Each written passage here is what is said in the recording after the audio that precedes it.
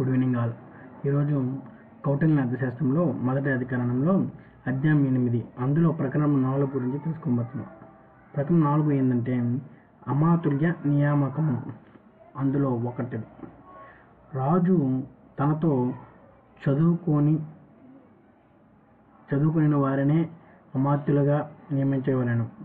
ఏలయనగా వారి శుచిత్వ సామర్థ్యములు రాజునకు తెలిసి ఉండను.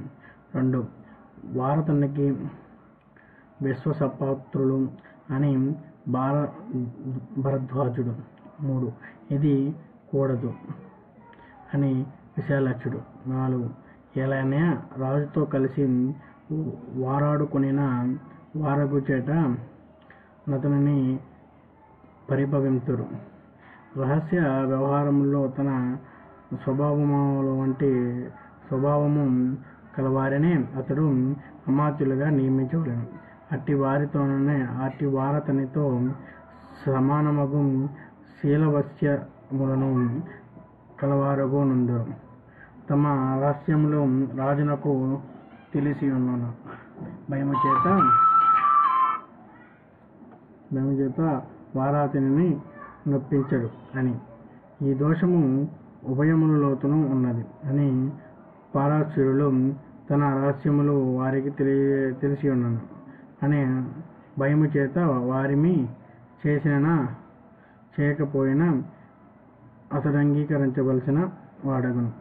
రాజు తన రహస్యముల అందరికీ తెలియబరచను. వారందరికీ లోబడిన వారిని వాడగును. 10, అందుచేత ఎవరు ప్రాణాపాయకములకు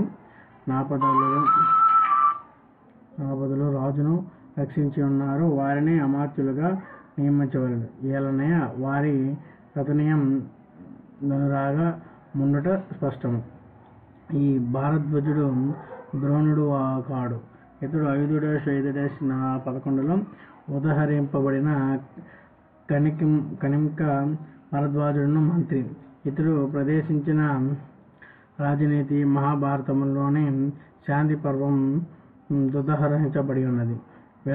విశాలాక్షుడనగా శివుడనియు బ్రహ్మ రచించిన 100,000 అధ్యాయ ధననీతి శాస్త్రమును 10,000 అధ్యాయములుగా సంక్షేపించవలని శాంతి పర్వము చెప్పుతున్నది. 11, ఇది కూడదు అని కృష్ణుడు. 12, ఇది భక్తి గాని బుద్ధి కుశలత కాదు. 13, ఎవరు కార్యములందు నియుక్తులై కొన్నంత గాని అంతకంటే ఎక్కువ గాని లాభమును సమకూర్చగలరో వారినే అమాత్యులుగా నియమించవలను. ఏలైనా వారి సామర్థ్యము భుజమైనది కనుక. 14, ఇట్లు చేయరాదు అని కౌన పదంతుడు. 15, ఏలైనా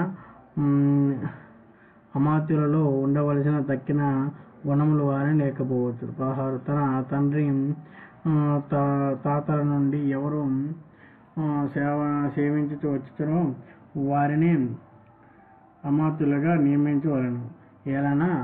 ఏలైనా వారి యోగ్యత తెలిసినట్టిది కనుక. ఎప్పుడైనాను రాజు వారి పట్ల దుష్టుడై ప్రవర్తించునని బంధుత్వం ఉండటం చేత వారి అతనిని త్యజించరు. ఈ లక్ష్యం 18, ఈ లక్ష్యము పశువుల యందు కూడా కనిపించుచున్నది. గోవులు 19, గోవులు తమతో సంబంధం లేనాడి తమను విడనాడి తమ మందలో కలిసిపోవును. 20, ఇది కూడా చేయదగినది కాదు అని వాతవ్యాధి. 21, ఏలైనా వారతని సర్వస్వము వశపరుచుకొని తామే ప్రభువులు అన్నట్లు ప్రవర్తించరు. 22, కావున నీతి విధులైన క్రొత్త వారినతను అమాత్యులుగా నియమించవలెను. 23, క్రొత్త వారు దండధరుడుగా రాజు యుముని స్థాన మందుండవాడని గ్రహించి అతను అపరాధం చేయడు.